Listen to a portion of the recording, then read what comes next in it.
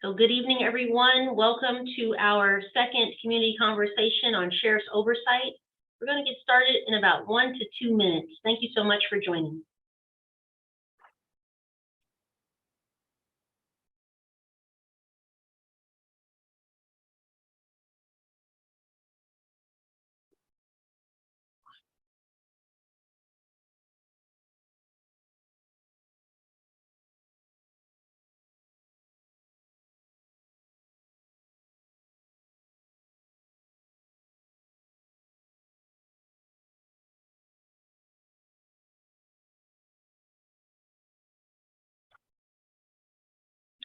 Okay, again, everyone, we want to welcome you all for being here tonight. Now the sign language interpreters will explain about using the quote unquote pin feature to be able to see the interpreters. So we're going to let them do that right now.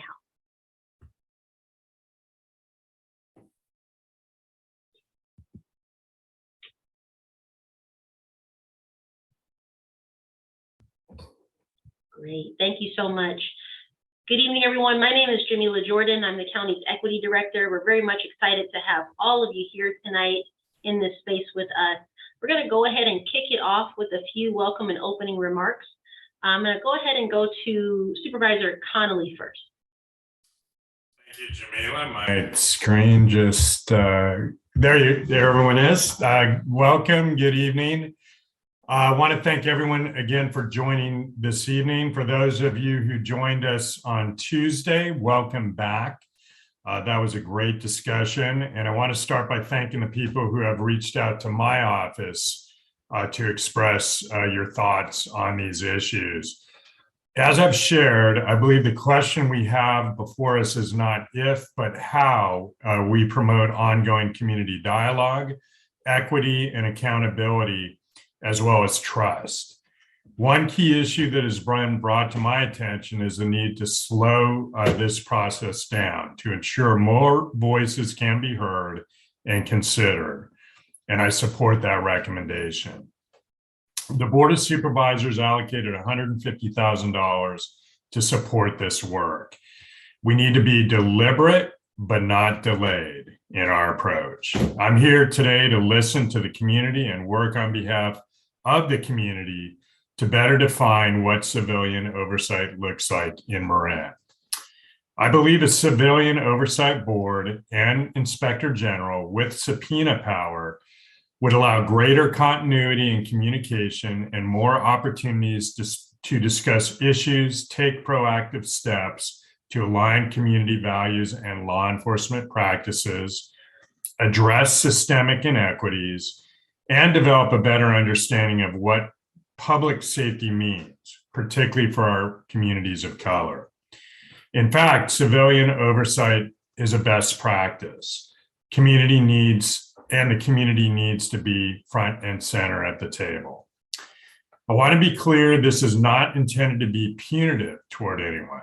I believe that civic dialogue leads to better policy and that AB 1185 offers a means for that dialogue. Given the swearing in of a new sheriff, the persuasive grand jury report, and the ongoing requests from the community for 1185 community oversight, the time is now. I look forward to this evening's conversation and the ongoing work with the community to better understand how AB 1185 should be structured in Marin. So with that, thanks again. Looking forward to a great discussion this evening, and I'll turn it back over to Jamila. Thank you so much, Supervisor Connolly. Now we're going to hear from Sheriff Scardina. Thank you, Jamila. Good evening, everybody, and welcome. So much like Tuesday night, I'll just be a little brief and give a couple comments. First of all, I'd like to introduce our Undersheriff Sylvia Moyer, who is on this Zoom call with me as well, representing the Sheriff's Office. So I think it's important to know that the both of us want to be here to listen to the community and hear your input about AB 1185. We're really looking forward to making us a better organization, and we feel that the way we do that is by listening to you all and to the community and how we can be a better organization, about how we can be more transparent in what we do. So we will continue to be here at these meetings. We'll continue to be good partners like we were Tuesday night, like we were or like we are tonight, and like we will be on Saturday when we have our third community discussion. Much like Tuesday night, I want to let you know that, again, the undersheriff and I will be stepping away at about 6:55 p.m. We got to turn our cameras off, but we will be right back in about 10 or 15 minutes. So with that, looking forward to listening to the community, and I'll turn it back over to you, Jamila. Thank you so much, Sheriff. And now, everybody, I'm really excited to introduce Brian Corr of NACOL, which stands for the National Association for Civilian Oversight of Law Enforcement. And just before I pass it to Brian, I want to note that we have interpretation happening here tonight. So we just encourage all of our presenters and folks in the audience who ask questions or when we have discussion to try to speak a bit more slowly so that we can make sure that we're capturing everything for our multilingual partners and our deaf or hard of hearing individuals here. So with that, Brian, take it away. All right. Well, thank you, Jamila. And good evening to everyone. Again, my name is Brian Corr. I live on the East Coast, and I actually want to first acknowledge that I'm speaking to you from the unceded lands of the Massachusetts people and the Pawtucket people. And I know that those of you in Marin are on land that was occupied by the Coast Miwok people and stewarded for thousands of years by those people before they were removed from their lands. And those people still survive today. And I want to acknowledge and honor that we stand and sit and live on their land. But the land I live on is commonly called Cambridge, Massachusetts. And I am a past president of NACOL, the National Association for Civilian Oversight of Law Enforcement, served on the board and do work still with NACOL on supporting and creating civilian oversight all around the United States. And so I have some slides I'm going to start showing. And I will just say that usually this works, but we know there are sometimes challenges with technology. So hopefully you can see my slides. And I will still be able to see some of you, if not all of you. But here we are. We are talking about sheriff oversight in Marin County. And as we do that, we are here, as I said, from NACOL, from the County of Marin, but also the Marin County Human Rights Commission. And your county has created this AB 1185 working group. I'll say a little bit more about AB 1185, the state assembly bill that gives the opportunity to counties throughout California to create civilian oversight of sheriff's department. But I want to acknowledge that we also have members of the Human Rights Commission and the working group who are here tonight to listen and in some cases participate in our conversation. So we first like to put out some agreements that we hope everyone can support and commit to in our conversation tonight. So we ask that one person speak at a time. The chat function in Zoom is enabled, so that can be a great way to share thoughts and questions. And we also are happy to hear your actual voices. People can use the raised hand feature, especially as we get to the portion where it's less about presentation and more about really hearing directly from you.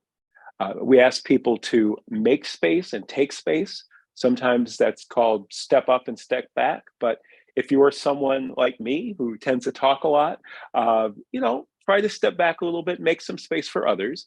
And if you tend to hang back and listen, we really do want to hear from you. So there's no obligation, but we hope that you will feel comfortable sharing your experiences and your thoughts as we discuss tonight. We ask people to really speak from their own experience, to use I statements. It's important to lift up the voices of people who may not be in this virtual room, but we really do ask that as much as you can, you speak about your own experience and not for others.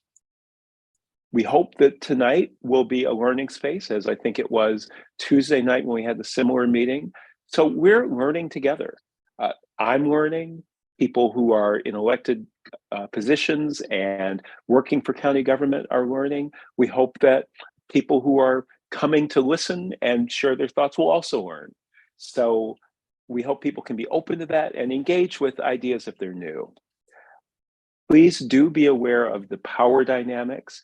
We all have different identities. I will say that I think many of us, including myself, tend to focus on where we feel we lack power. So it's often something to be mindful of, that we do have power in different ways and that we should be thoughtful as we exercise that power, and be mindful that it is something that we all do. As I mentioned, we have this chat function, so you can share comments in your own words. Lean into discomfort while being respectful of others. And what I mean by that is that we want people to stretch a little. We want you to think a little bit differently than you might think in some cases, and also be respectful of others' positions, beliefs, lived experience. And I think that helps us have a better, more productive discussion. And then the last thing on the list here is expect and accept non-closure. This is part of a process. It started in some ways a long time ago. There are many milestones along the way. There's current work going on with the working group. And the process, as you heard the supervisor say, is still evolving. We're still working collaboratively to ensure that it hears all the voices and listens to all the stakeholders as this process develops. So those are our, meeting agreements, things we're asking people to work with us on and support. So what will we be doing this evening? First, I, as the quote unquote subject matter expert, well, hopefully I am, will be able to present to you some on the work that's happened to date, a bit about Assembly Bill 1185 and the law that's come from that, and then more generally about the field of civilian oversight and how it applies to Sonoma County. And then I would say a bit briefly about identifying challenges and opportunities, but really then open it up because, again, we're here to listen. We want to help everyone kind of be on the same page to an extent about what we're trying to do, what we're working on, what I think we're achieving. And we want to make sure that that's not all we do is talk at you. So that is where things are with the agenda. And now framing the conversation. Tonight's conversation is really going to be, as I said, a listening space, a learning space. And so to start that off, I want to just say a bit about what has been happening. So this piece around community engagement is hugely important. And we heard that loud and clear Tuesday night. And so the way this has been planned up to the point of doing these meetings was to have these community conversations. There are 3 of these. There's one more coming up on Saturday morning. But these are initial opportunities for community engagement, as the slide says. We're here to listen, to get feedback. As I mentioned, we've already gotten important feedback, even about these sessions and this process, and people are taking that in and working to continue to evolve the process. Again, before we did these sessions, there's been a plan to do surveys, both digital and paper. And this is in order to really dig in more to what people's concerns are, what people would like to see, what people's expectations are, and recognizing that not everyone will come on Zoom, not everyone will come to an in-person meeting, and there's a lot of good information that we need to have, that the county needs to have as it moves forward in this process. There's the AB 1185 Community Outreach Working Group, and that is a group that was selected to be broadly diverse, people from around the county with different backgrounds and lived experiences, but who are all committed to this process of creating effective civilian oversight for the Marin County Sheriff's Department. And so their role is very important. They have a lot of different things they need to do, but in addition to working closely with NACOL, I should mention that I do work with NACOL, but NACOL's Director of Training and Education, Cameron McElhinney, who unfortunately had something come up and couldn't be here tonight at the last minute. She is the one who is devoting her staff time and working hours every week with the working group, working to make sure that the process is going well and that people are getting the resources they need. So that working group is working with Cameron, who we call Cami, that's how she refers to herself. And there's outreach efforts, there's providing feedback, and again, that feedback loop is continuing. And then the last thing I'll say on this is focus groups are a very important next step. And again, what we hear tonight, what we heard Tuesday, what we hear Saturday is helping with that process of ensuring the focus groups are useful and meaningful and inviting and reaching people from all parts of the county, from all walks of life, with all types of lived experience. So those really are there, or they're going to be there, to get broad and deep community input in order to ensure that all the stakeholders in Marin County have a voice, have a seat at the table, have the opportunity to be heard in this process of development. So now I'm going to say a little bit about Assembly Bill 1185. Again, I want to be transparent. Cami has worked a lot more directly on this. So I'm not the subject matter expert. I think there are some people in this meeting who know more about it than me, though. So I'm not the only resource, thankfully.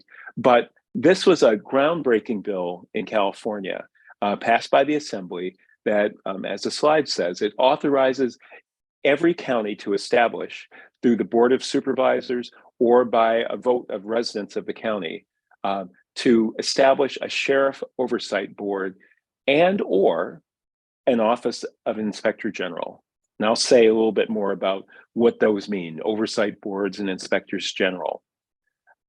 This bill gives the chair of the sheriff oversight board and the inspector general, one or both with whatever you might have, the power to issue a subpoena or subpoena duces tecum when necessary. So a subpoena to compel someone to appear, or the second is a subpoena for information, for documents to bring those forward.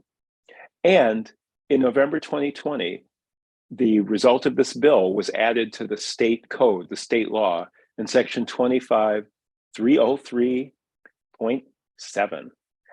And so, again, this is something that, because I do work around the country, there are states all over the country where people are working to create something like this, and they are really looking to California to see how this goes. There are people in various counties who have been working on this, who are in the same process that Marin County is in. And so just know that the work that's happening here is something that not only others in California are looking at, but people around the country are looking at to see how it works, how effective it can be, and to learn from what you're doing here today. Now I want to talk a little bit about what civilian oversight can look like in the, excuse me. Oh no, this is, let's see. All right. Too many windows on my screen. You can't see them, I can. So what can civilian oversight look like in Marin County?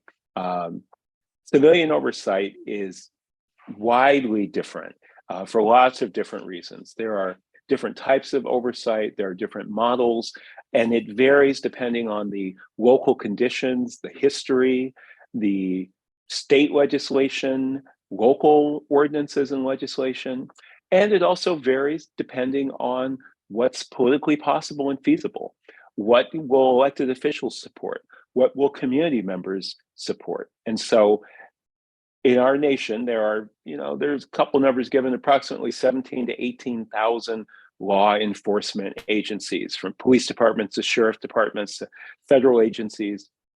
Of that, about 255 have civilian oversight associated with them.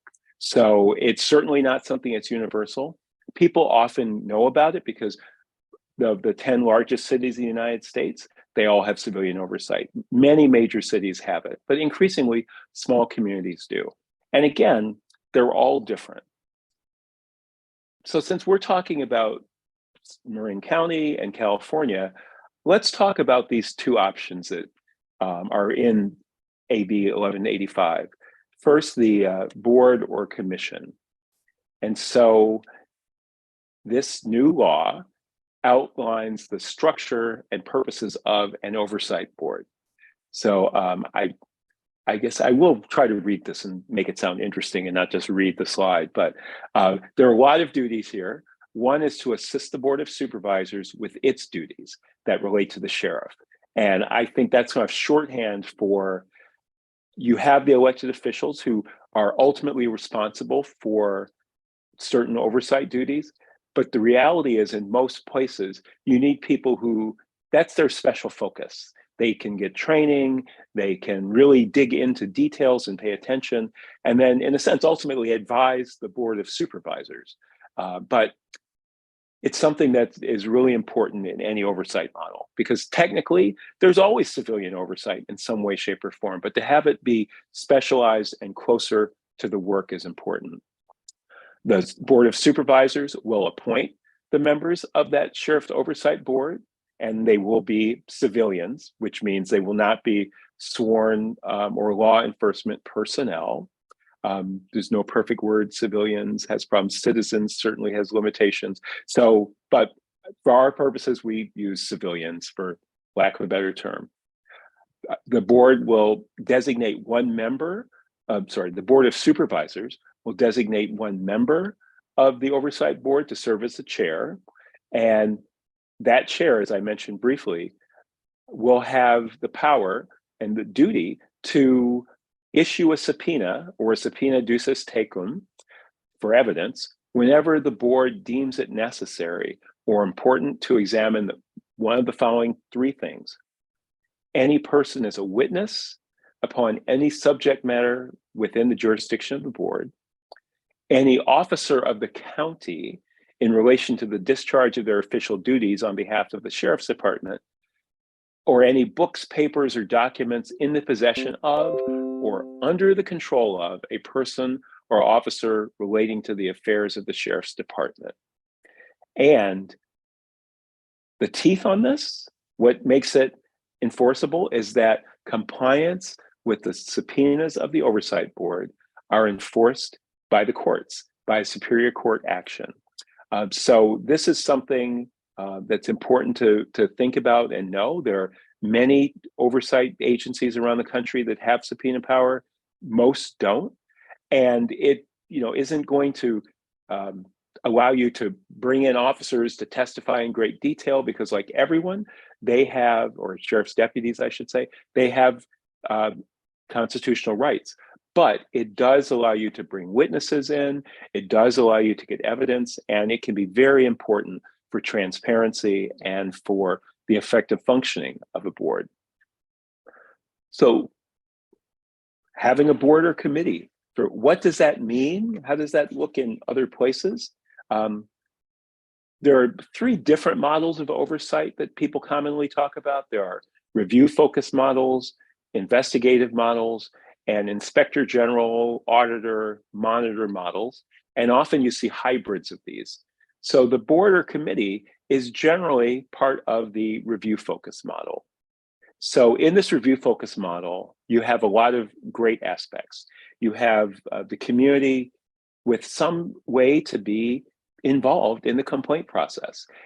It can mean a lot of different things. It can mean reviewing complaints and investigations. It can mean allowing complainants to come to the oversight entity as opposed to having to make a complaint directly to the law enforcement agency. But they also have the ability to provide input into the complaint investigation process. That varies, again, according to state and local law. But what we have found is that that community review of investigations really can increase public trust in the process. And that involvement becomes more meaningful as people have that understanding, as that review continues, as people learn more and more. And that picture on the slide is the Los Angeles County Civilian Oversight Commission. Predating AB 1185, Los Angeles County has created a Civilian Oversight Commission for its sheriff's department. And that's just a picture of the people there. They have been working tirelessly, and they have some challenges. Their sheriff is, I would say, not a fan of oversight. I won't go into more than that, but just know that many sheriffs are not interested in having any connection to oversight. So I will note that you have the sheriff here, which is a good sign. And again, one of the reasons that NACOL is excited to be working with Marin County, because you really have a range of stakeholders engaged. The other model that the Assembly bill allows is the Inspector General model. Now, again, there can be hybrids where you have both. So that came up Tuesday. The county could decide to do either or do both. But the Inspector General's role is also outlined in the legislation. It's to assist the Board of Supervisors with its duties, as I mentioned before. The Inspector General is different because rather than looking so much at individual complaints and even policies and procedures in a specific way, the Inspector General is really there to provide more broad and in-depth understanding of challenges and problems. Now, they still have a lot of the same roles, as you can see on the slide, and I'll say it out loud as well. The Inspector General will have the independent authority to issue a subpoena or a subpoena duces tecum whenever the Inspector General decides that it's necessary or important to examine those same three things: people as witnesses, an officer of the county around the discharge of their official duties on behalf of the sheriff's department, and books, papers, or documents into possession or control of the sheriff's, or control of a person or officer relating to the affairs of the sheriff's department. And Superior Court action will also ensure compliance with that. The thing about inspectors general, which I believe is my next slides, is that they really often focus on reporting, on doing bigger, wider investigations of patterns and practices and trends. It's less about what happened in this individual case and what went wrong and what should the determination be, and more about what are the systemic issues that may be leading to misconduct, or maybe not even misconduct, maybe outcomes that currently comply with policy and procedure and training, but that the community says, we don't think this is how things should be done. And so inspectors general can play a really important role in looking at what's going on, doing reporting, feeding that back to the broader community, and then giving the community the ability to look at that and say, yes, we think this is a good idea. No, we don't think this is how things should be. We'd like to see policies and procedures change. And it still allows for engagement with the complaint process. So they're different, they have different focuses. As we look around the United States and even other countries, different communities choose different models because of different needs. Whether it's one or the other or a hybrid, it's really designed in each community to address the specific needs that people there see. So one thing that we talk about a lot at NACOL, and I think it's hugely important, are these concepts of legitimacy and procedural justice. So as I mentioned, I live and work in Cambridge, Massachusetts. And some of you may remember many years ago now, there was a Harvard professor named Henry Louis Gates, who is also well known for his genealogy show, who was arrested on his front porch in Cambridge. It's about a mile from where I'm sitting right now. And it's a long story. There are lots of different takes on it. In the end, I would say he was not arrested for breaking into his own home, as is commonly said, but he was arrested for disorderly conduct. He was yelling, and it was a legal arrest. But as I said, it's a good example of something that was lawful, but not what the community was looking for from our police department. And that led to work with national experts who then served on President Obama's task force on 21st century policing with these concepts of legitimacy and procedural justice. And legitimacy is this idea, as it says on the slide, that police and law enforcement agencies get their ability to do their work, yes, from the law, yes, from the statutes, but really from the consent of the people in the community where they're serving. And so to have that legitimacy, people in the community have to believe that the police are trustworthy and honest, or the law enforcement agency, I should say, because we're not only talking about police, that they're trustworthy and honest and concerned about the well-being of the people they deal with. That when the police ask them to do something, when law enforcement makes a request, that's reasonable, and they feel, because of how they've been treated and their understanding, that they should accept that.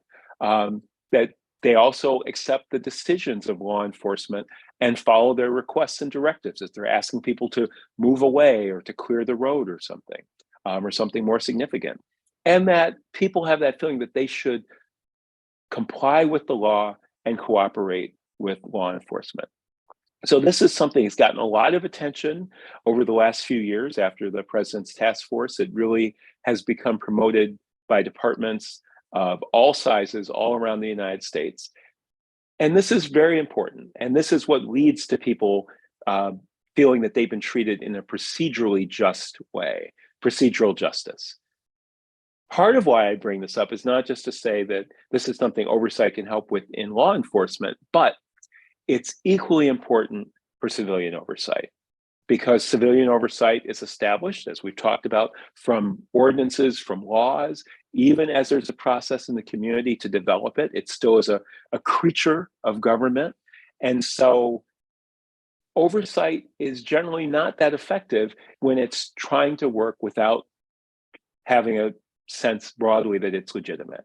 And in some ways, I think that the challenge is a bit greater for oversight, because we have to have legitimacy with all stakeholders, community members, people who are victims of crime, people who've been touched in various ways by the criminal legal system, law enforcement officers, elected officials, the activist community. It's really challenging.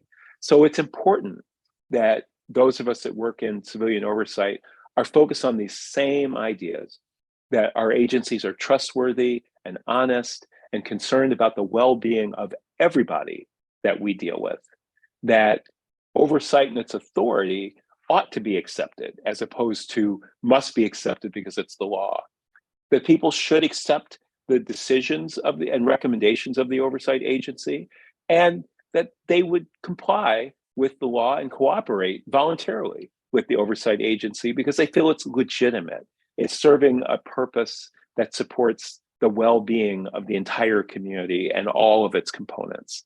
So these concepts come up a lot in our work and certainly in the work of law enforcement these days. But just remember that in the end, civilian oversight has to treat everyone in a procedurally just way in order to have that legitimacy and do its work well.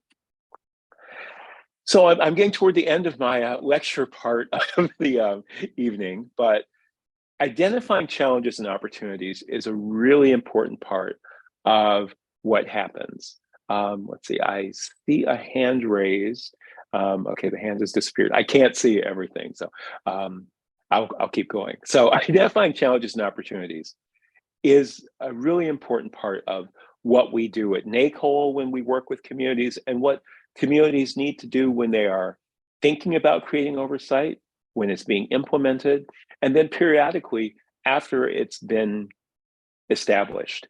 It's very important to be thinking strategically, to be thinking about what are the issues that your community, in this case, Marin County, a very diverse county, right, is facing. What are the issues? What are the concerns? What is the history? What are the lived experiences of people that lead them to feel positively or negatively or indifferent to law enforcement?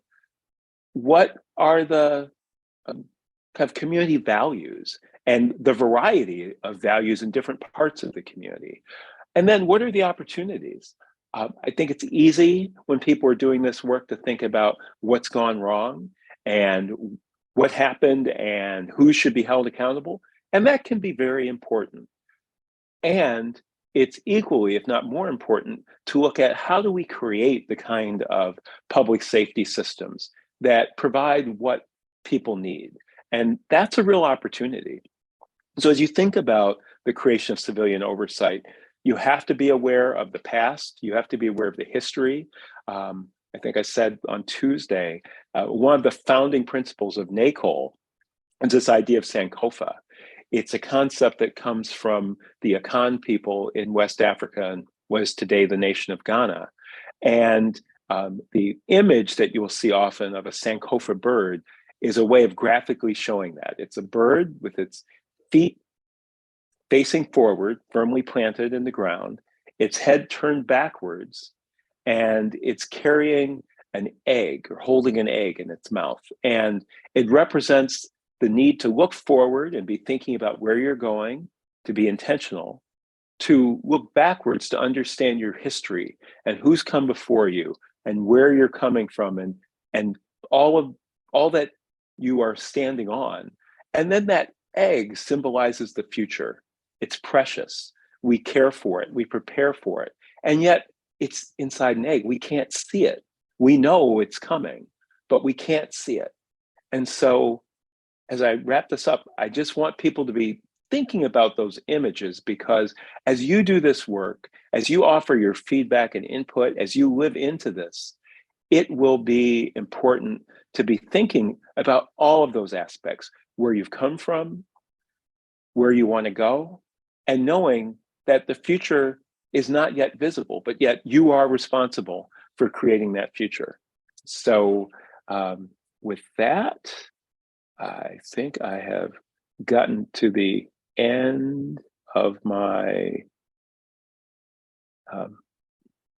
slide series on education. And so now what we really want to do is hear from all of you. I know I went through that pretty quickly, so there may be some questions that come up along the way, and I will do my best to answer questions. I might occasionally ask someone else to help answer them, especially if they are Marin County or process specific, since Cami, as I said, has been directly involved in the process.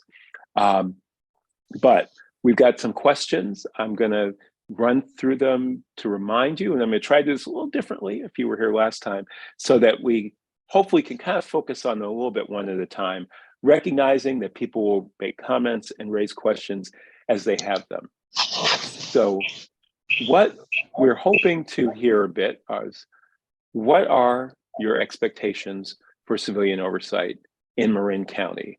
What are you hoping civilian oversight will achieve? How will it make life for people in your county better, especially for those most impacted? However one may define that, because people have different definitions. What problems do you want to solve or address? What are the issues that you're facing? What do you want civilian oversight to look like in Marin County? And what information do you think we need to know, we as NACOL, but also the working group, the Human Rights Commission, the Board of Supervisors, the Sheriff's Department, everybody? What do we need to know as we move forward with this process? So this is where I'm at a little bit of a disadvantage from last time, because there were two of us from NACOL who were managing all this. So I am looking now, again, I'm a pretty transparent person. I'm looking through the chat to see, okay, there's a conversation about equality. Oh, I see, great. Someone has put Jamila has put that first question in the chat, so has Gary. What are your expectations for civilian oversight in Marin County? So I'm going to apologize, because I should have thought about this before. Yes, Jamila, we can help you, Brian. Absolutely. Yeah, we're here to help me with the and we actually have our first hand up here. We have Royce McLemore. Okay, Royce, please go ahead.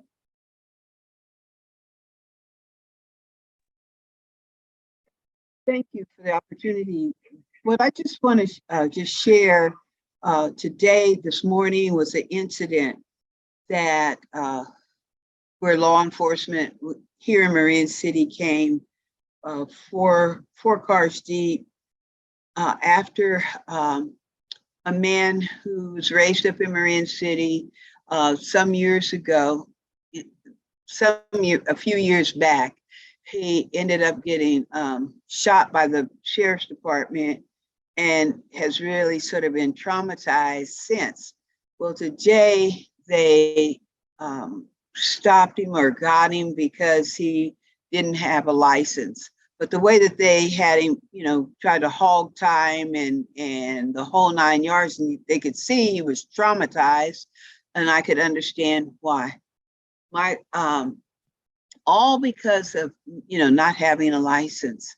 But as I look at, I did a little mini research as it relates to what is going on here in Marin City. And I see that, in fact, it's over 47.5% of the stops by the sheriff's department are happening to African Americans here in Marin City. But we only make up, we're a minority here. And in seeing how it was done this morning, my question and concern is that it's been the gentrification that has taken place, but it doesn't reflect who really gets stopped by local law enforcement. And today was a good example on, them being familiar with someone who is Black versus the whites or even the Latinos that are here in Marin City. And I mean, it's very just unfair, because who they're gonna stop? They stopping Black people, but we're the minority in this community. And something really needs to be done in terms of, they know him, so they knew he didn't have a license. But how many people who have moved into the community, they don't even know, law enforcement don't even know if they got a green card or if license or anything, but they just shine them on, only focusing on Black people here in Marin City. How will what you're talking about really change the scenario of what's going on here in Marin City? Because as I looked at it throughout the county, there wasn't hardly any arrests out of the 1,000. I mean, out of 1,250 stops, 1,157 came from in Marin City from Black people. It's wrong. So how will this oversight committee, how will it be addressed with an oversight committee when you have law enforcement who are only focused on Black people and whatever they get the training behind closed doors? So that's who they really, it's not equal justice at all. And in terms of enforcement of the law, overkill if you're Black and everybody else going scot-free.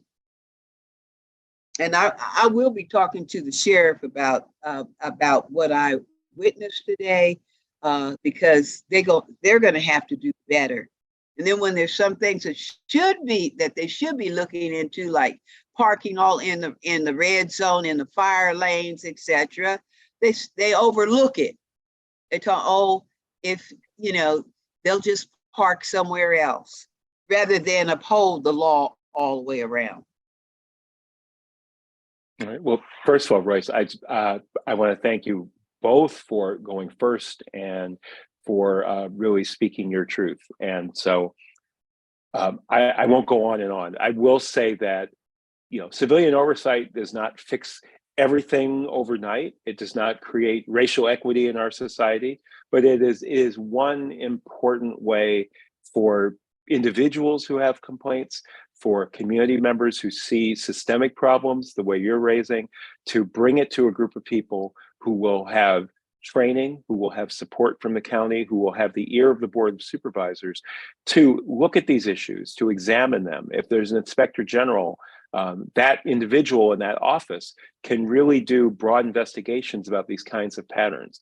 Now, again, ultimately, investigations and hearings can only go so far. But what it does is it provides an institution inside government that has a responsibility for looking at these things in an impartial, unbiased way, and really providing that information to people. But also it gives individuals a voice. It's wonderful, and it's great that there are people here tonight and at the other sessions and the other engagement that we will do, and to create a structure with civilian oversight to permanently give voice to people. And again, you think a lot about those who are most impacted, and it's a voice for everybody in the community at the same time. So, again, it's not a panacea. It doesn't magically fix everything, but it's a very, very important way to increase trust, to increase accountability, to address these issues of systemic racism and bias that are, throughout our society and throughout our history. I'm talking a lot. So, but hopefully that addresses some of what you've said. So, thank you. Okay, Thank and you, now that I've Brian. stopped, you're welcome. Now I stopped sharing my screen so I can actually see a bit more. So. Okay, great. Let us know if you need any assistance calling out some of the comments in the chat. Okay, well, let's see. Let's see. The first one I see is from Meg B. was up next. Okay, And I can read that one out here. People of color being stopped and at times arrested at several times the rate of whites. How will this be addressed?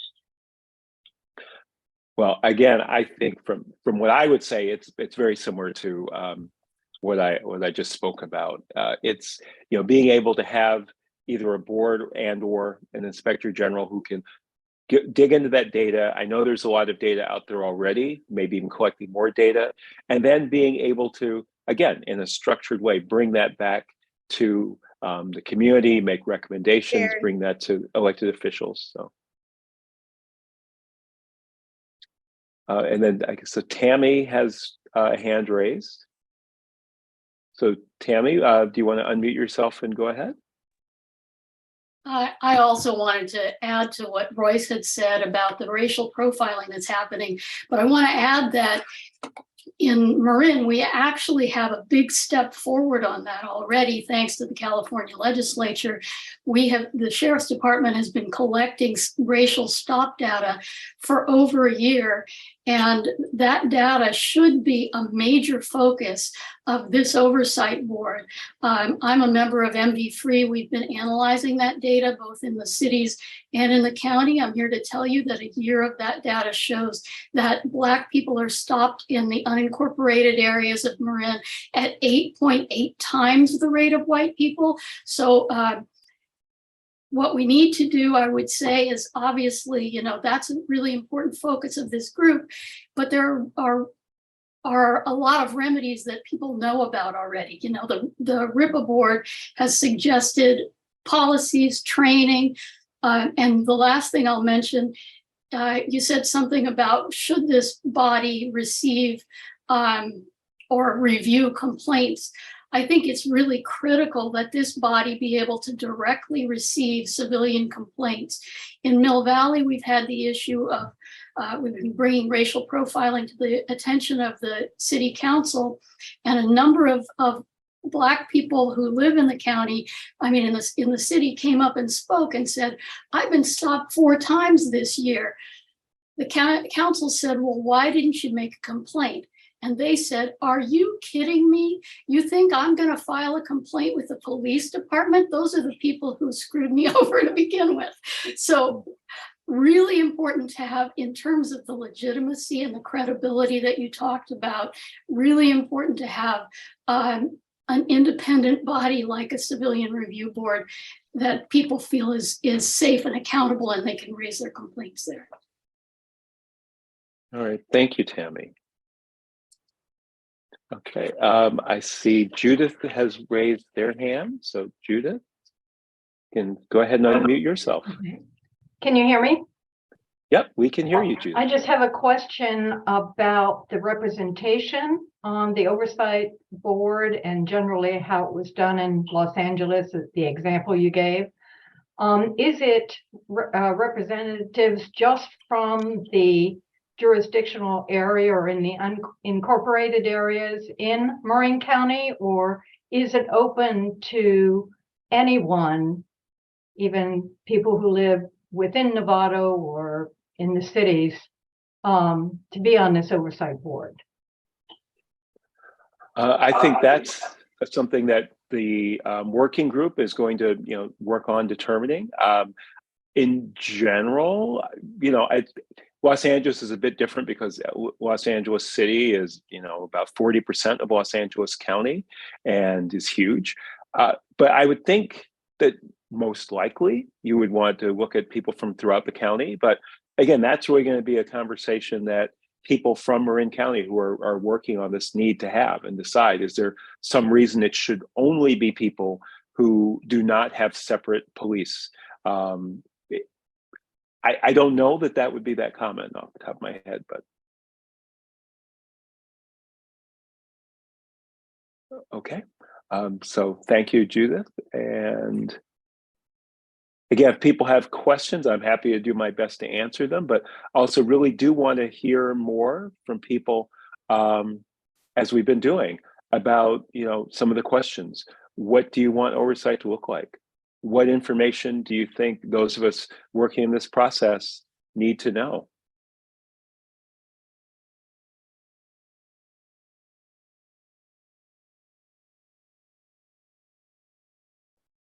Okay, let's see. Andrew has raised a hand. So Andrew, if you can unmute, you can go ahead.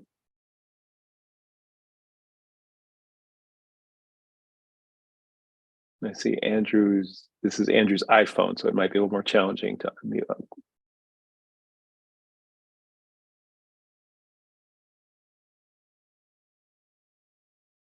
Okay, well, while we wait for to see if Andrew can unmute, are there others? It looks like Royce has raised a hand again. So I try to hear from more people before we hear from people a second time, but you are the only one raising your hand other than Andrew, right? So please, if you want to unmute and go ahead, we can hear you, Royce. Okay, I see the sheriff is on board. Now I do understand the past sheriff, he didn't have, wasn't interested at all. I want to know, what is the new sheriff in town? What is his take on, oversight of his department? So I will say in my role tonight, I've been asked to try to focus questions on the process. I guess I'll just say quickly that the sheriff is here, the sheriff is engaged. I've heard directly from the sheriff that he is committed to having civilian oversight and is here to listen more than to talk. I think all right, okay, we're just conscious of not having right, too much. I understand. And Brian, I'll just pipe up real quick, and that you're exactly right, Brian. And like I said at the beginning, and I said on Tuesday, the undersheriff and I are here because we want to be a part of this process. So that's our commitment to the community and to this board as well. All right, thank you, Sheriff.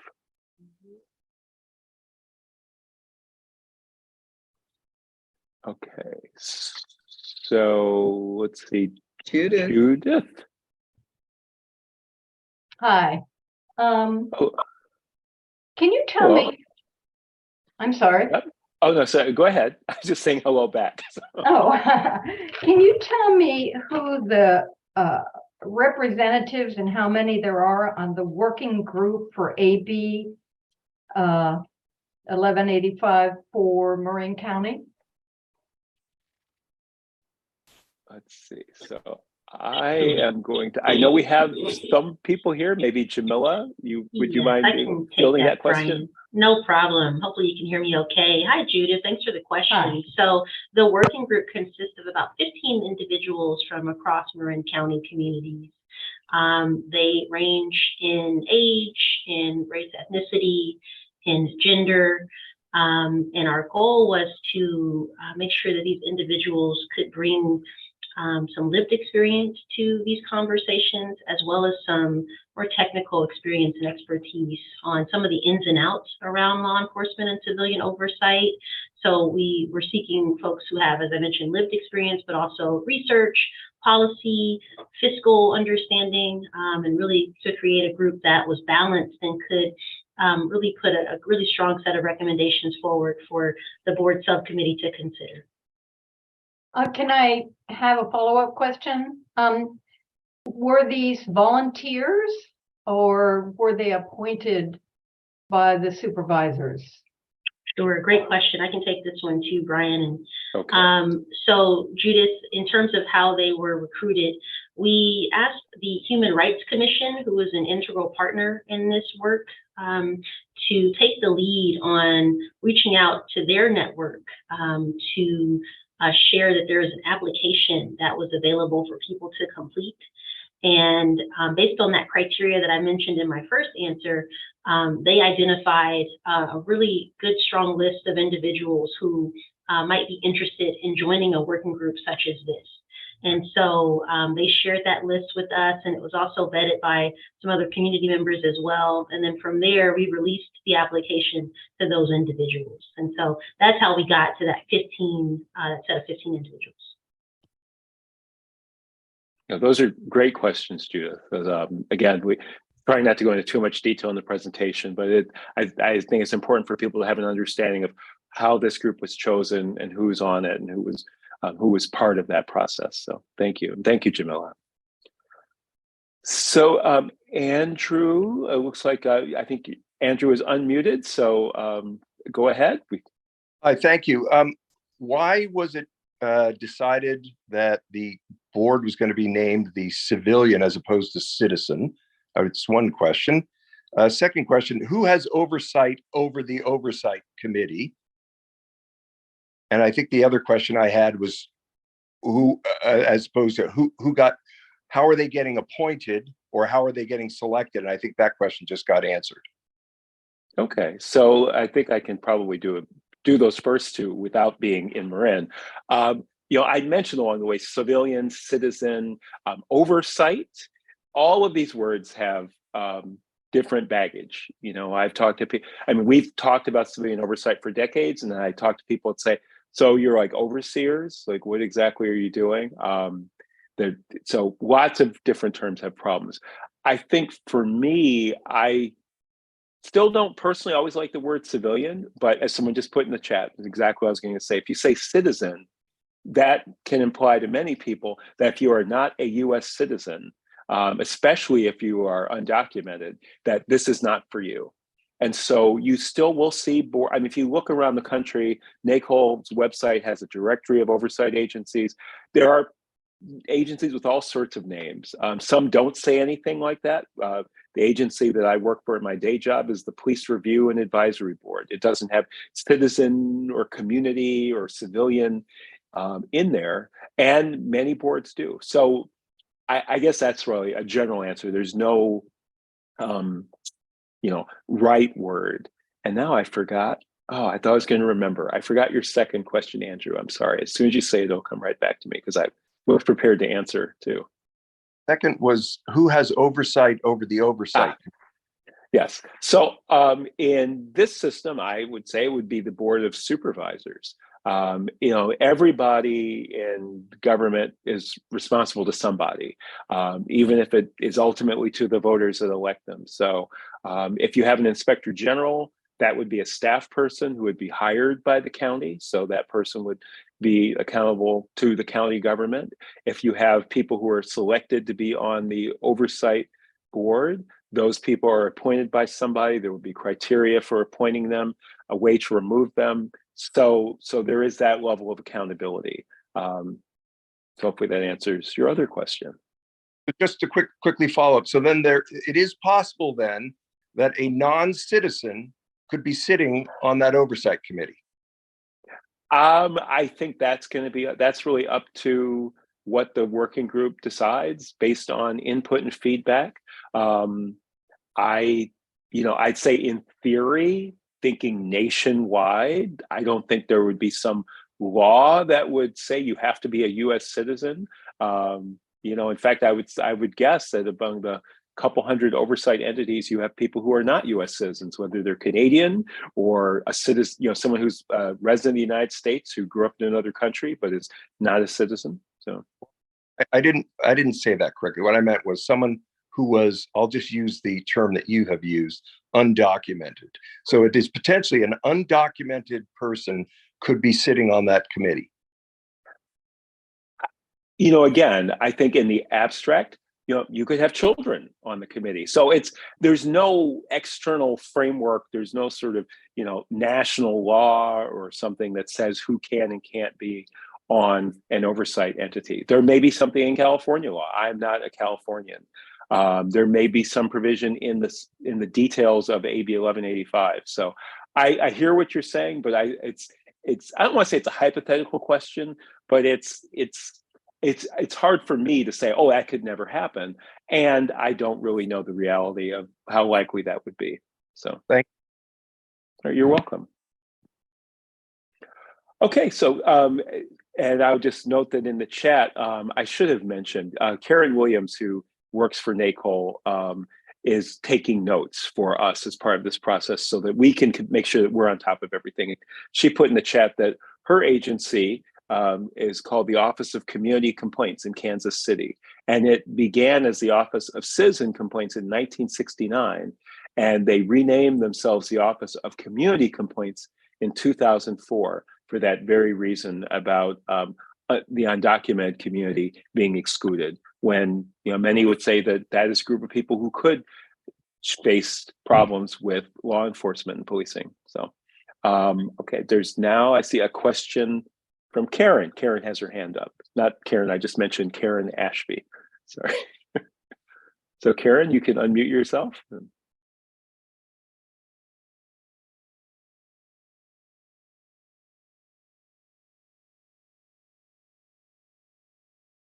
Okay, I thought for a second Karen did unmute.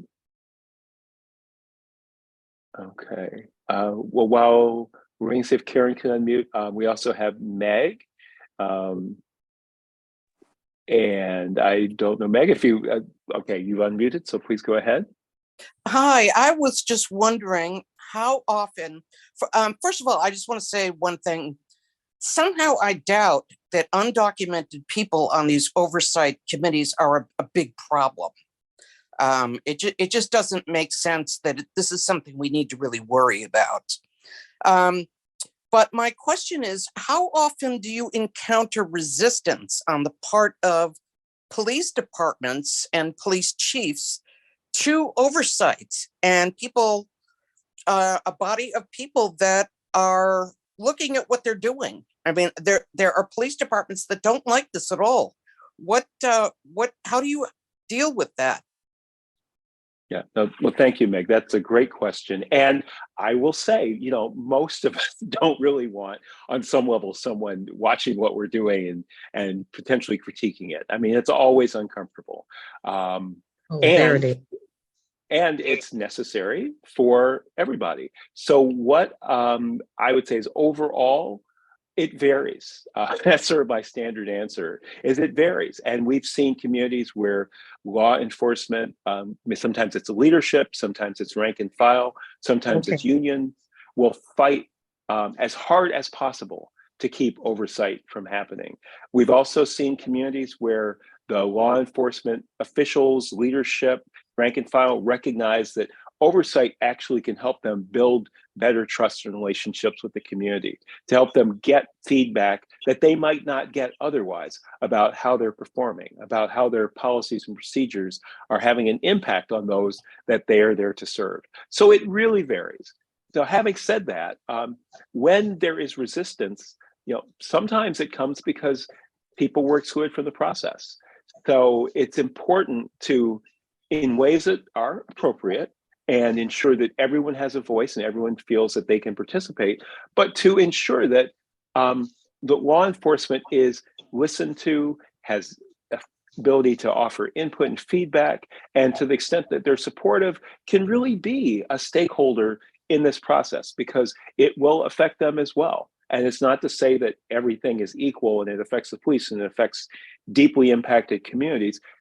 And at the same time, they are a part of the community and they're an important stakeholder. So one of the things that we always recommend at NACOL is that you have engagement with law enforcement at the beginning of the process and throughout, as opposed to coming in and trying to impose something on a law enforcement agency, for lots of different reasons, partly human nature, partly the reality of how communities work, and partly just the fact that people do all deserve to have a voice in what's going to affect them.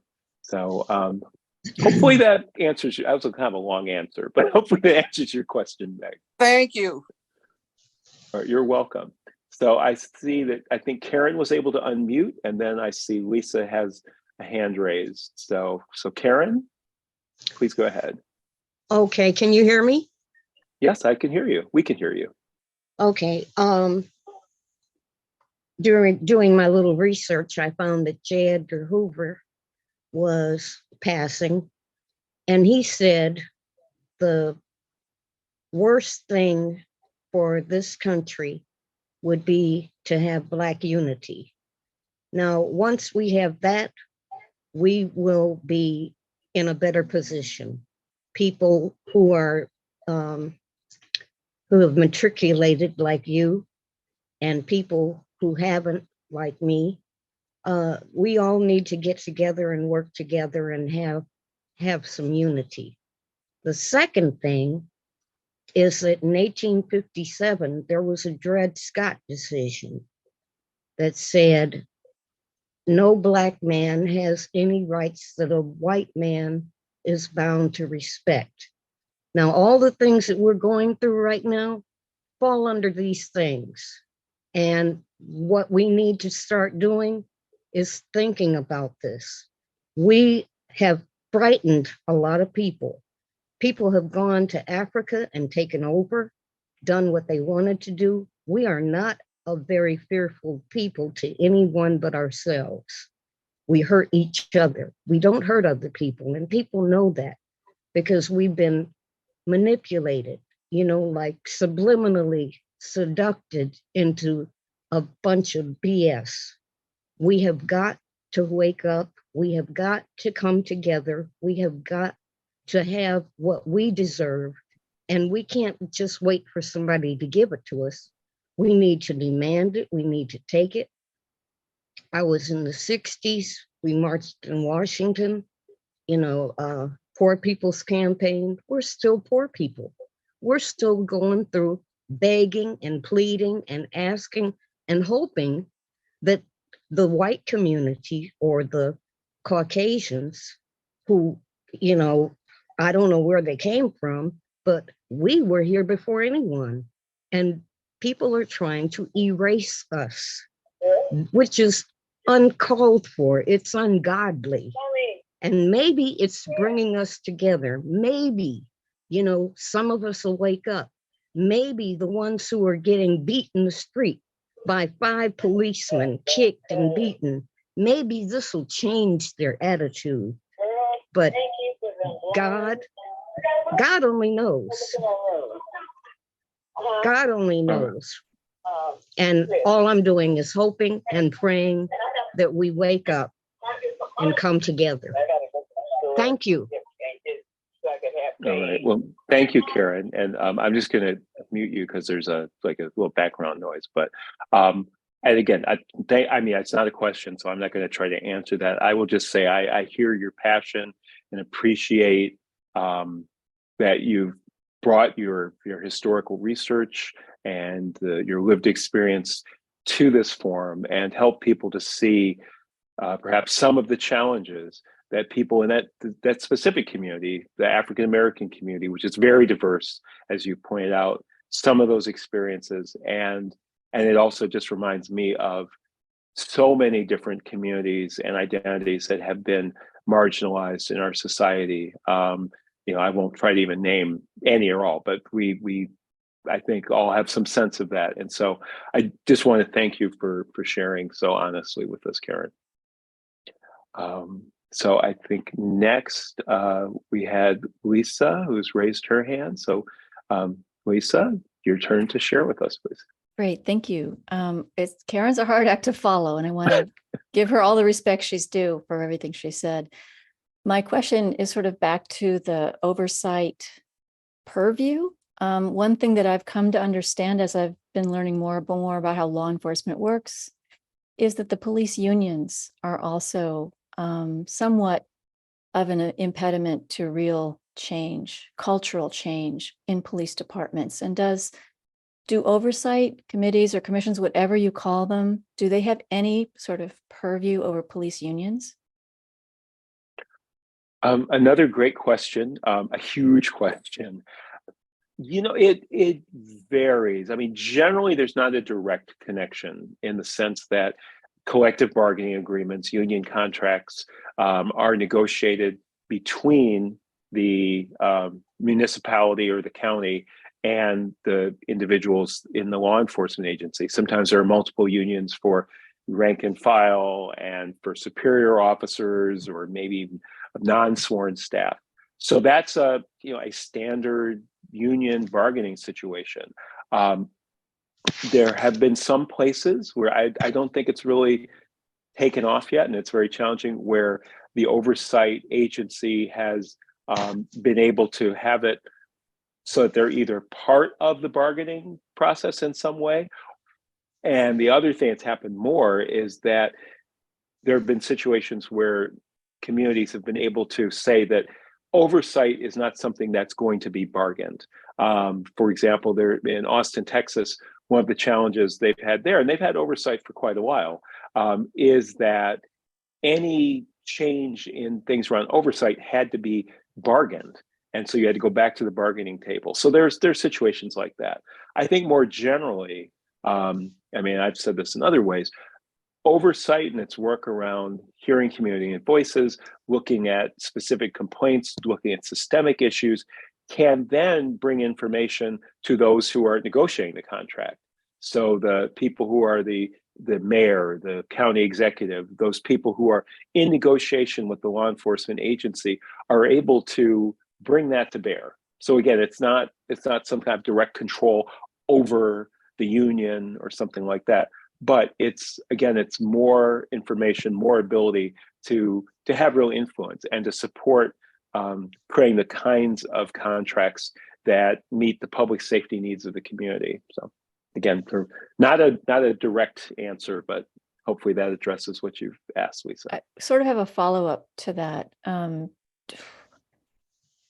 So is the union contract negotiations subject to the powers of an oversight commission, possibly?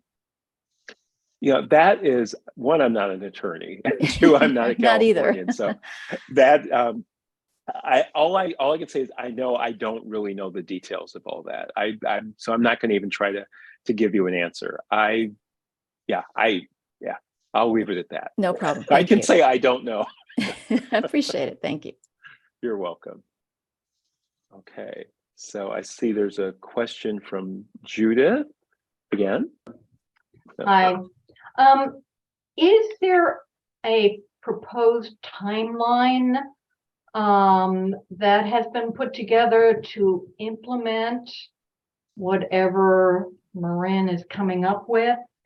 Is there an end date for the working group that they're working toward? I guess my concern is this could be in committee forever and never be implemented. And I just wondered if anybody who's been working on it has put together something of a timeline. I can take that one, Brian. Thanks for the question, Judith. So I don't know if you were here for Supervisor Connolly's opening remarks, but We certainly want to, as you said, not have this be in committee for an endless amount of time. However, we want to be really mindful and intentional about giving community ample time to provide feedback and input on what are their priorities for what civilian oversight could and should look like here in Marin County, which is one of the questions that Brian put to this group here in his comments a moment ago. So what we've done, Judith, is we have extended the timeline based on feedback from the working group members because we wanted to give additional time for community engagement and for a really thorough formulation of the draft options that will go to the to the board subcommittee. And that will be likely in the end of January or very early February. So at that point, the working group will have had an opportunity to take in all of the feedback from community through these community conversations, through an online and print survey, as well as through some in-person focus groups to really get an understanding of what the community's priorities are for what this could and should look like. And from there, they can develop a set of draft options that will go to the board subcommittee, which includes Supervisor Connolly and Board President Rice as well. And then from there, the board subcommittee will review those options and they will make a recommendation to the full board. And so that's the timeline and process that we've outlined today.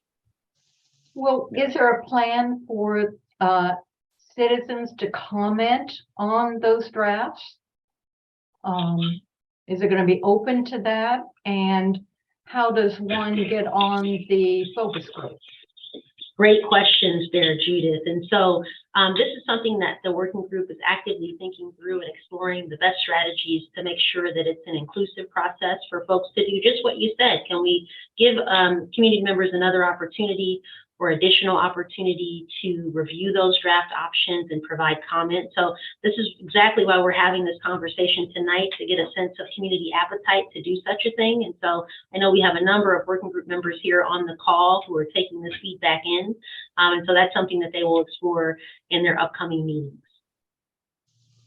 Thank you, Jamila. And I think I would just add, Judith, I saw you remuted yourself, but if you have any thoughts that you want to share now or otherwise about that process, about those, places to reach out to. And this is really not just to Judith, but to everybody.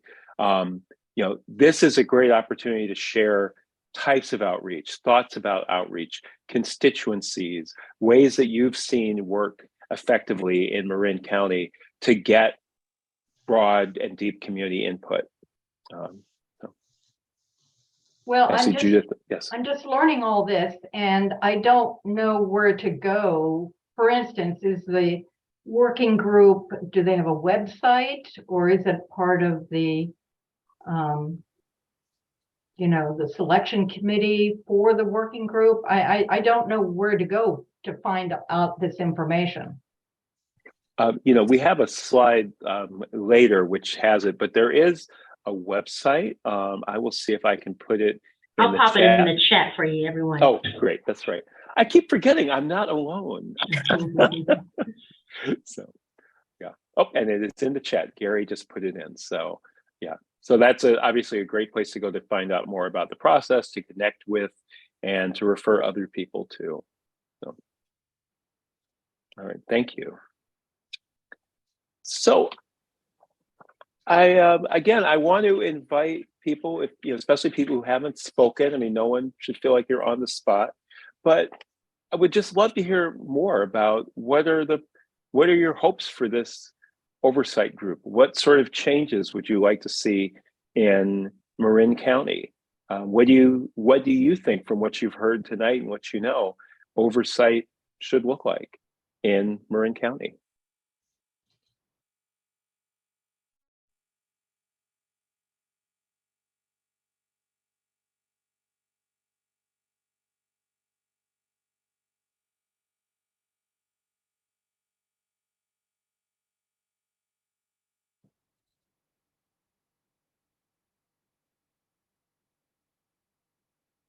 I'll share something with everybody. I'm a Quaker, so I'm used to sitting in silence. So, I mean, I can sit here comfortably for a long time, but I don't want to do that to other people. So, let's say I think Judith had her hand raised already. So I'm going to go back to Andrew again. So Andrew, yeah. I would like to see that. I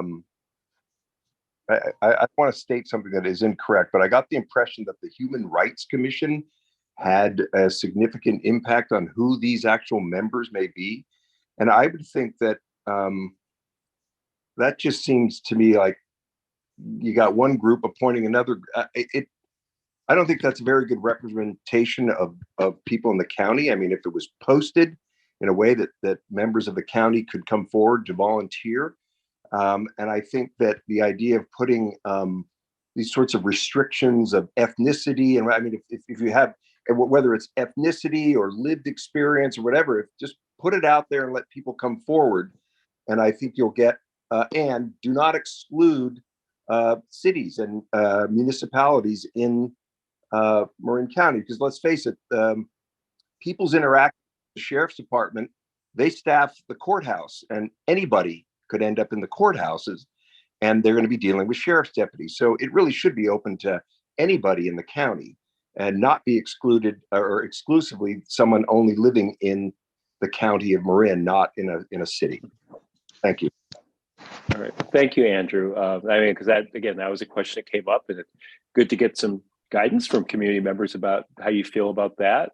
And then I will just say that I hear your concern, Andrew, about one group appointing another. I guess I would say to sort of balance that out a bit. I mean, this working group is really, to have shepherding a process. And then when you get to the final oversight board, that's part of what this process will look at about appointments and things around that. So, I think there's still a real opportunity to learn from the comment that you just made. So thank you. Thank you very much. Okay, I see Kalisha, I hope I'm saying it properly, has her hand raised. You said it well, thank you. I was wondering, in regards to the comments about over-policing of Black and Brown people, which is a real epidemic in our county, what models have you seen that have been successful in addressing that in terms of having civilian oversight? Is there any models that you can recommend, or any specific task forces? Or I guess I'm just curious, knowing that having an inspector general is an option, having subpoena power is an option. What have you seen that has been successful in addressing some of those types of problems within communities? Mm-hmm. Okay, well, that's a great question. It's not an easy question because, again, there's so much variety. And the answer is that it's never just one thing. There's never going to be the single change or group or report that transforms something that is pervasive in the United States, right? I mean, this is, and not even just the United States, but clearly throughout the United States. So what I would say is, where I've seen things effectively change, and it takes time, is where you have a combination of leadership in a law enforcement agency that's forward-looking, that is really trying to embrace the principles of 21st century policing. You have people who are doing oversight work, again, on the sort of the back end accountability side, where when there are problems and complaints, looking at those, looking at patterns, but then also on the front end, because I think where you really see the ability to make change is when you have policies and procedures and training. Because generally, this is my personal opinion, I'll say, it's not so much you've got one or two officers that are kind of going rogue or giving into their racist beliefs, as much as there are cultural things in society, there are things that are perhaps in training, there are external things outside of any department that are various groups and trainings that officers and deputies can get. Now, again, many departments have restrictions on these things, but it's generally about the broader context. And so you have to be able to bring the facts to bear. You have to be able to look at these patterns. You have to have leadership that wants to continue to improve policing and make it fair and equitable for all, and really create true public community safety and not simply enforcing the law. And when you have those things come together, that's when you can really transform the way that law enforcement and policing operates in a given place. So the good news is that it does happen. I wouldn't say not good news, but the challenge is there's never the thing, the entity, the program, the system. There's never one thing that will completely transform something that exists throughout our society. So.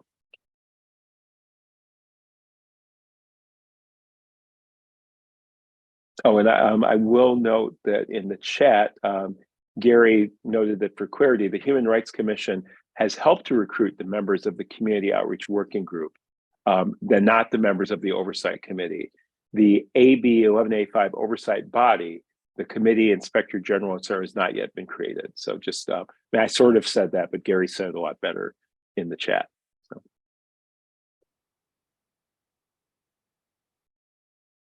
So again, I'm happy to try to answer questions, but I'm still hoping to hear, especially from some people we haven't heard from, if possible. What are your hopes? What made you come to this meeting? What are you hoping will happen in Marin County?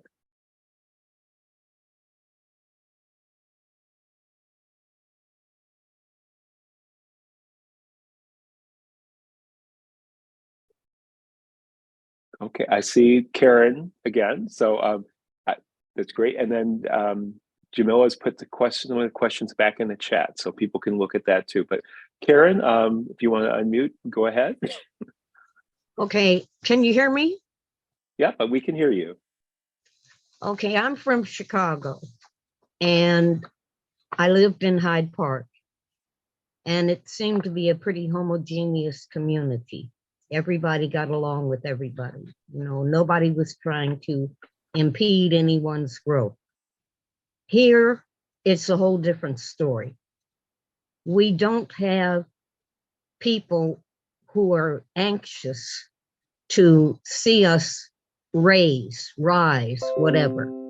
I think it's really important that we as a people start really doing everything we can to get reparations. Reparations are due to us for a long time.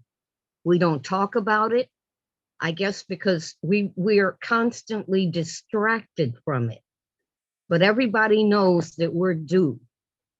People come from beyond the border and they get sent to different places and they get jobs and they get money and they look at us and laugh. Here, our people were enslaved, worked for nothing, and now we're still in that same thing. I still see that 1857 Supreme Court law of the Dred Scott decision has not been changed. We have no rights. And we as a people, like I said, J. Edgar Hoover said, the biggest threat to America is Black unity. We have got to stop looking for people to be our friends and be our own best friend. Like Whitney Houston said, the greatest love is the love I have for myself, more or less, you know? We have to start loving ourselves. We have to start trusting ourselves. We have to stand up. When we see our young men getting beat down, we've got to go and stop that. Nobody else takes that kind of abuse. And it's okay. People think it's okay. You know, who are they? They're niggers.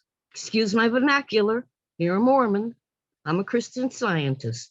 We both know better, but we know better. And we know that we can have better. And we have to do better if we want to have better.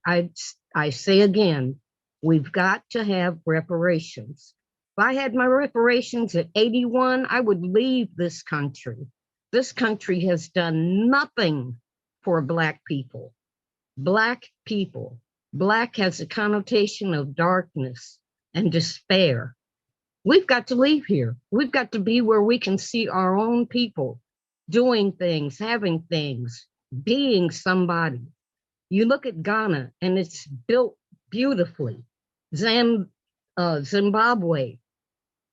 Nigeria, those places are excelling and they're Black.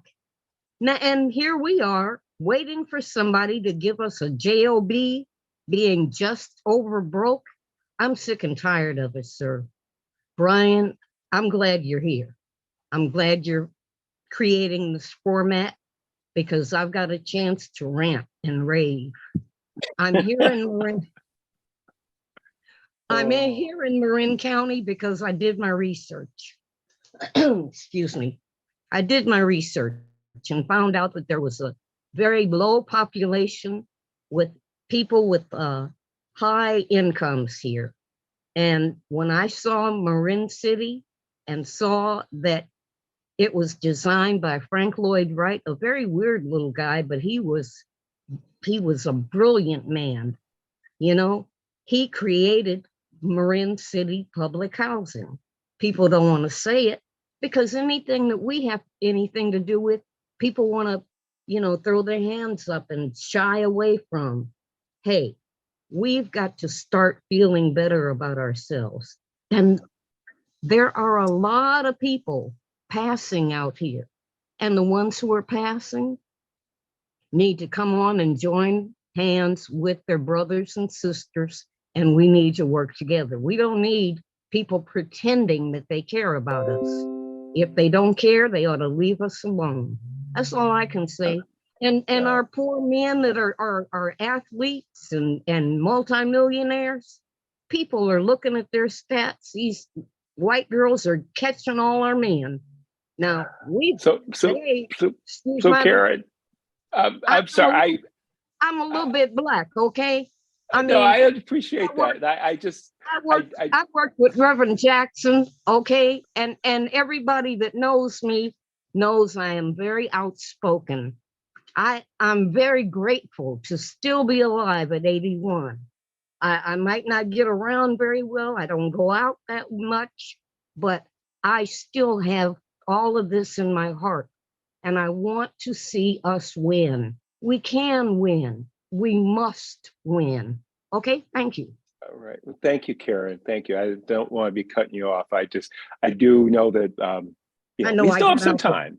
You got a lot to say, and I know you know. So, but I just want to make space. But I have to slip an arm in there. You know what I mean? I hear you. So I do want to just make sure we have space for everybody. You know, someone just put in the chat that they want to hear you. And again, I'm not trying to cut anybody off, but I do hope that I just want to make sure that other people, because I know I see names of people who haven't said anything. That doesn't mean you have to say something. And I see that Tara put some questions in the chat. I guess they're really kind of questions really urging the Board of Supervisors to be engaged and to stay engaged and to support oversight. But yeah, I really just want to, again, invite those who maybe haven't spoken. This is that thing about make space and take space. If you have something to say and you haven't spoken, you are more than welcome. Not that others can't speak, but we really do hope that people will share, because this is a really important point in the process for the working group to be hearing from people as it tries to figure out how to hear from more and more people. And we've definitely heard people say that they feel that that's important and that what had been proposed previously is not sufficient. So really hoping to get a little bit more from folks around how the working group can really hear effectively from voices across the county. Okay, great. So Mara Alicia has raised their hand. So please, if go, yep, you're unmuted. You can go ahead. Yeah, so I'm sorry I had to come in late because I have a class tonight, and so happy I was able to come in. But I want to particularly speak what I know about, and it's with mental health and I know everybody know the story. People dealing with mental health should not be arrested and put in jail. Right? Okay. That's number one. So what can we do about not having so many people that's dealing with mental health just getting thrown in jail and can't voice for themselves? Okay, I had an incident, the young man has the young man has difficulties, because of his mental illness, okay? Mhm. And an incident happened and they just dragged him and arrested him, and he didn't even know why, like, what is going on with me? Well, he was let out the hospital and they had tried different medications. And so, we got to make the police aware, some kind of way you have to know to distinguish who is dealing with mental challenges. And that's the way it is. So Mhm. you're Yeah. hearing it maybe for the Yeah. first time. No, well, thank you. Thank you for raising that.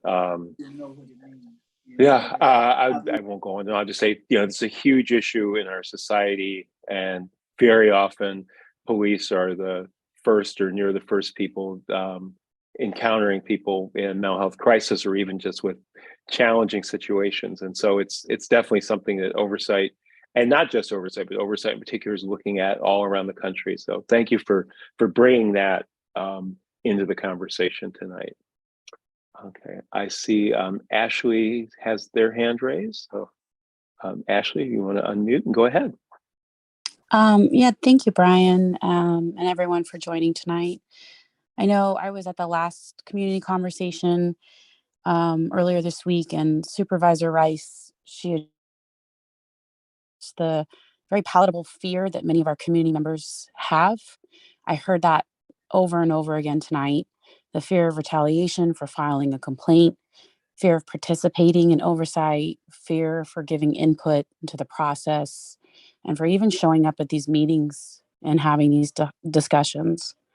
Our stakeholders have echoed the sentiment, and we've highlighted how traumatizing these community conversations can be with law enforcement present. Brian, you've raised that as an issue. I know that our BIPOC community members, victims, advocates, and Marin's most vulnerable population needs a place to be heard. So when you ask what kind of oversight agency that I want an independent body that will help create that platform for healing the trauma. And with that, I need to know what resources for healing and addressing trauma that this working group can either start sharing on its website as we continue down this road together.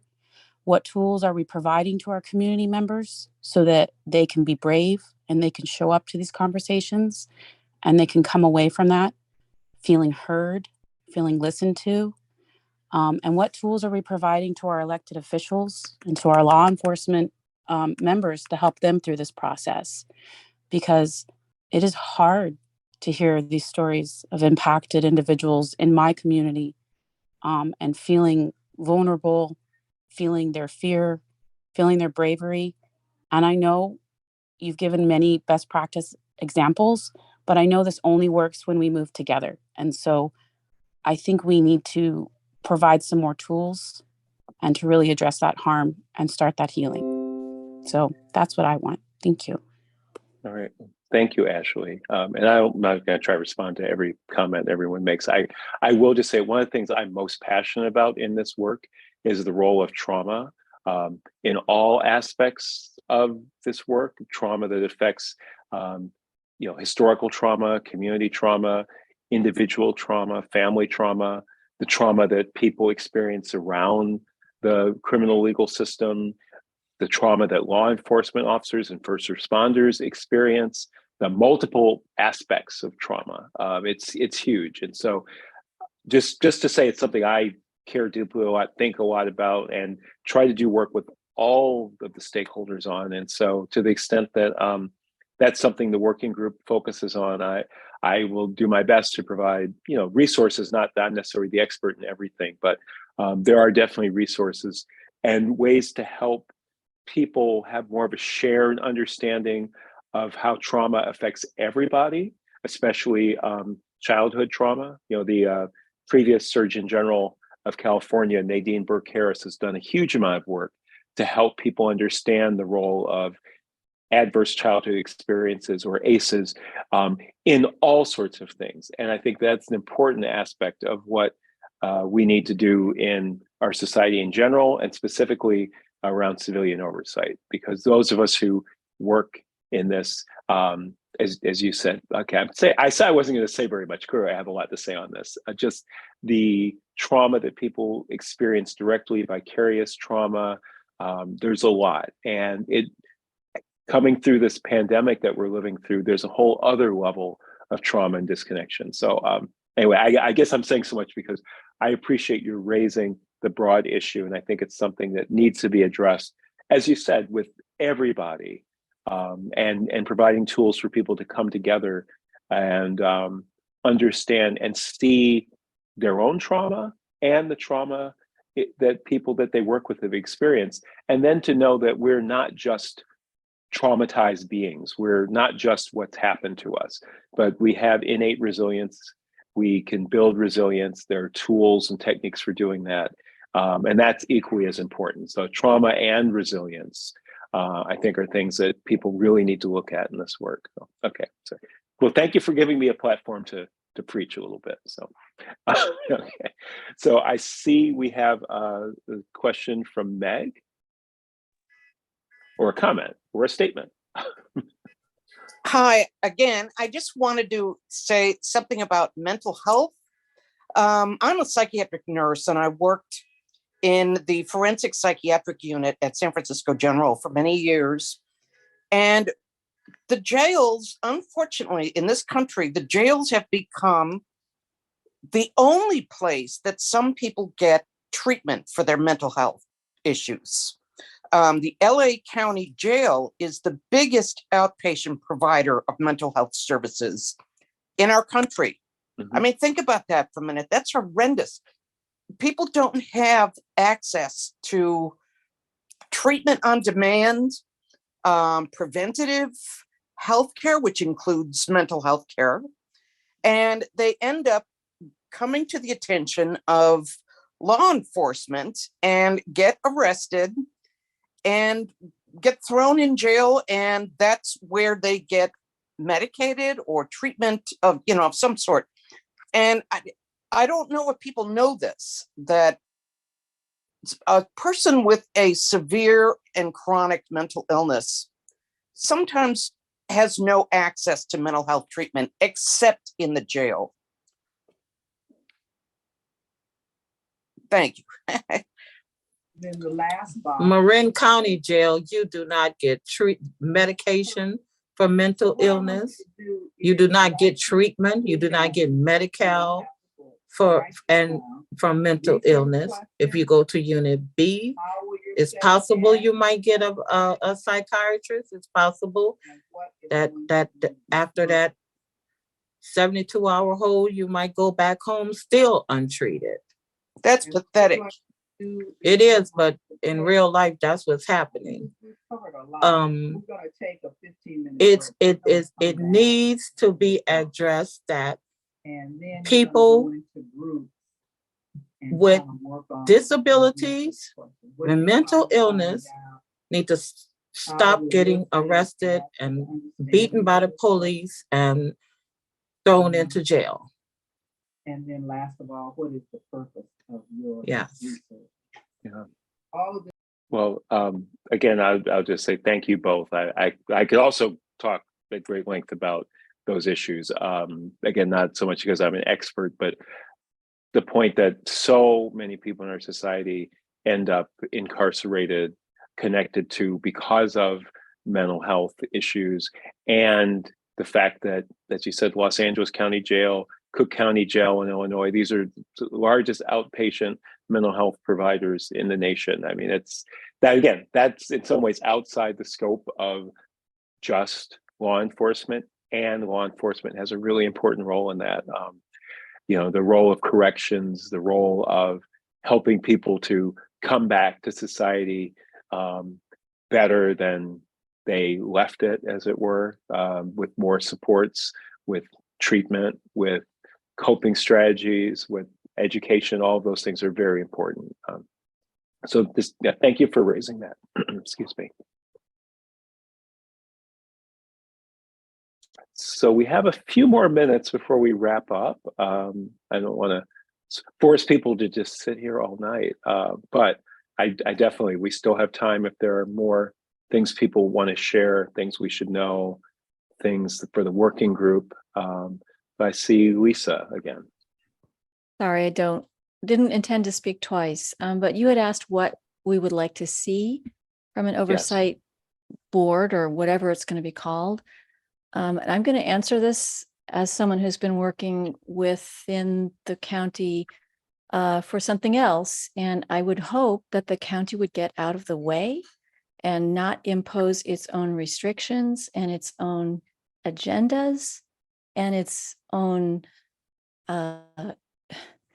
biases on the process. And I've seen how it just sort of seeps into the process and does impede true progress and connection and building of trust when things are rushed, or when people aren't consulted, or when the truth is spoken and then it's disregarded.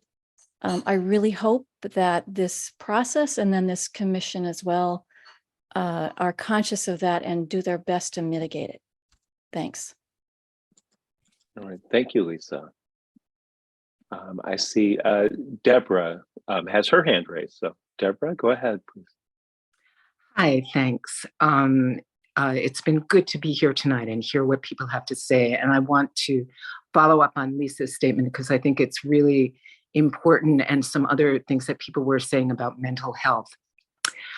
I'm here because I would like to see more accountability and transparency and change in the sheriff's department. And historically, when there have been calls for those things, and people have gone to the Board of Supervisors, who, as you said before, have oversight over the oversight 1185 body would have oversight. The Board of Supervisors has basically said, our hands are tied. The sheriff is an elected official, and we really cannot do very much. So I would like to see that change. And where that could change, I think, significantly, where the rubber meets the road, so to speak, is in funding. So I would like to see the Board of Supervisors make a good faith effort and commitment to adequate funding for an 1185 oversight body, whether it's with an IG or not, that without adequate ongoing funding, there will be no change. There will be a body who does a lot of work, and then that work will not result in the kind of change that we need here. I would also like to see more interest in looking at alternatives to policing, particularly when it comes to mental health issues. And again, one of the issues is funding, and a commitment to adequate funding so that those programs that have already been established in other places, in other communities, both in California and in other states, can get a chance here to work so that, frankly, sheriff's departments aren't overburdened with the job of providing mental health, which they have absolutely not enough training for, and their culture doesn't really permit them to invest in the kind of training that's needed. So I'm going to stop there. I think I have more to say, but I think maybe some other people might want to add on. That was a little bit of a run-on sentence on my part, but thank you for listening. No, thank you, Deborah. Again, you raised some important points, and bringing more of that into this conversation is helpful, I think.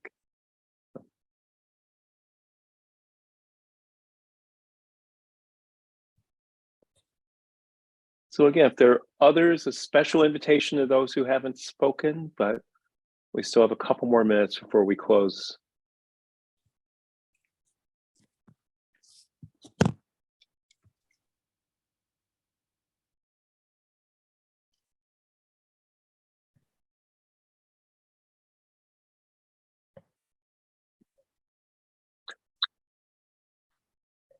Okay, well, I'm not seeing any hands. I'm not seeing anything new in the chat. I think I'm going to go back to try to share my screen just for the last couple of slides. So again, this is from information provided by the county staff who are supporting this. We've got this upcoming community conversation, same as this. So it's, you're welcome to come back. And also we tried to do them at different times, knowing that not everyone would be able to make even 3 different times, but this is coming up this Saturday, November 5th from 10 a.m. to noon. It'll be the same link. The survey is in the works. The NACOL is working with some experts in community surveys to draft it, and then that's going to go to the working group. So you can check out that Sheriff's Oversight Committee webpage for updates, and there will be more to come. There's certainly a lot that we've heard tonight. We heard quite a bit Tuesday night, and we will hear more coming up on Saturday. And just wanted to give you, again, Cameron wasn't here, but she is the primary point of contact for NACOL. But I've got my email up there as well. I get a little overwhelmed with emails sometimes, but it's available to people. So just know that at NACOL, we are really committed to doing this, not as consultants, but as people who are really passionate about improving community safety and doing that through civilian oversight of law enforcement. It's something that is challenging and ever interesting, but we deeply believe that it matters and makes a difference. We've seen it make a difference. And so we just are here on this journey with you to help and support. So I'd say we are the consultants, but don't think of us so much as consultants as partners in this journey with you. So I think with that, I just want to thank all of you for being here and your attention. I don't think we have any closing remarks from any elected officials, but just know that this work is challenging and it does make a difference. I wouldn't be here at 11 o'clock at night, my time on Zoom, if I didn't think that it really mattered and really made a difference. So thank you all for being here. And I really want to thank Jamila for helping organize this and her support of me through this process this evening, and to everybody else for being here tonight. So look forward to seeing some of you again on Saturday, and as part of the process as it unfolds. Please stay engaged. We need you to be engaged for this to be something that works for everybody in the County of Marin. So with that, I think I'll hand it back off to Jamila. If there's anything else you want to do before we close out the meeting. No, thank you so much, Brian. It's been fantastic conversation and discussion. Appreciate everyone for coming out here. As you mentioned, our next meeting will be on Saturday. We hope to see even more people in the Zoom room space with us. Until then, be well, everyone. Thanks so much. Have a good evening. All right, thanks, Jamila.